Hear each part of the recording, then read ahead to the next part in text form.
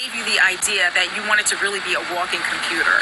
So I've always been a tech enthusiast, and I always try to be on the cutting edge of technology. So that drove Brandon Delali to do what some might believe only takes place in a science fiction movie. It gets inserted into your skin.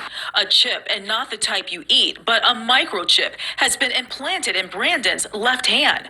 This one is just a little guy right there. Yeah, I see that right there. Yeah. Definitely. So after that was inserted and the swelling went down, I'm able to open up the front and back door to my house. I can walk up to people and have them tap their phone to my hand and instantly transfer my contact information, my portfolio, my COVID vax card. But Brandon got to thinking, why stop there? He's got two hands, right? And plenty of room for more chips. So I thought, how cool would it be if I could leave my house, no car key, no house key. So 2 weeks ago, right here in Michigan, Brandon got another chip implanted, this one in his right hand, to unlock and start his Tesla. It's a perfect backup, something you can never forget, something that doesn't break, something that won't fail you. And if you think having chips implanted in your body requires a doctor or is costly, well, think again. The chips themselves are anywhere from between $200 and $300, and the install only ran me about $100 because you can go to a local piercing shop who will obviously agree to do the installation. All the programming and coding of putting the apps on the chip, that's all done by me. Moving forward, Brandon is thinking about having other chips implanted in his body. So it'll be inserted right under or right over your breast, and then you can tap your phone to your chest and instantly get temperature readings. And with all this talk about chips, Brandon hopes the chip for the Tesla gets the attention of you-know-who. It would make all this worth it if maybe just like a thumbs up from Elon or something, or a simple emoji. I don't know, that'd be pretty cool. In Oakland County, Ingrid Kelly, Fox 2 News. Gave you the idea. The technology is RFID and NFC, which is near field communication. So the RFID side is what has my student ID, and that's what a lot of the security systems where you put a key card up to a door and it unlocks it. The NFC is something that's in almost all phones now, where if your phone can do Google Pay, Apple Pay, any of that, it has NFC. And what that means is if you put your phone up to my hand, it adds my contact to your phone. And there's other things I'm able to have it do, and I can reprogram it with my phone instantly. I can't feel them. I would never know. But if I can feel that there's an implant in there, and you can see it right there, kind of pushing against the skin.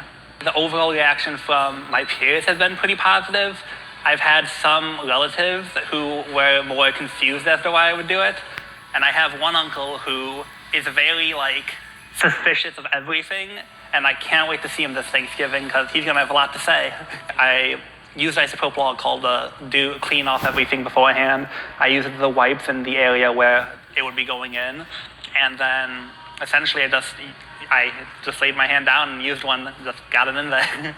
I was a little nervous, but before being computer science, I was planning to go into pre-med, so I already had a lot of experience with using medical equipment like this. I don't have a ton of experience because I was still in high school, but I had enough to where I was confident in not killing myself with it. It is a great conversation starter. I've been in classes where they're all right, everyone, what's your name and a fun fact about you? Usually it's hard to top something like this. So make a fist and squeeze the tag to the top of my skin. When I approach the device, it opens the Facebook page I set it to.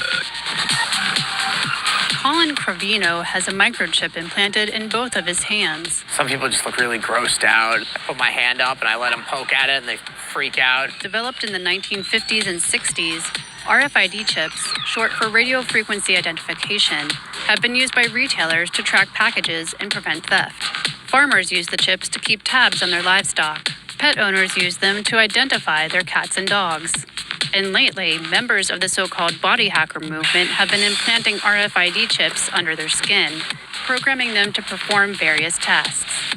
Colin Cravino, a smartphone repairman in Brooklyn, New York, uses his chips to open his front door.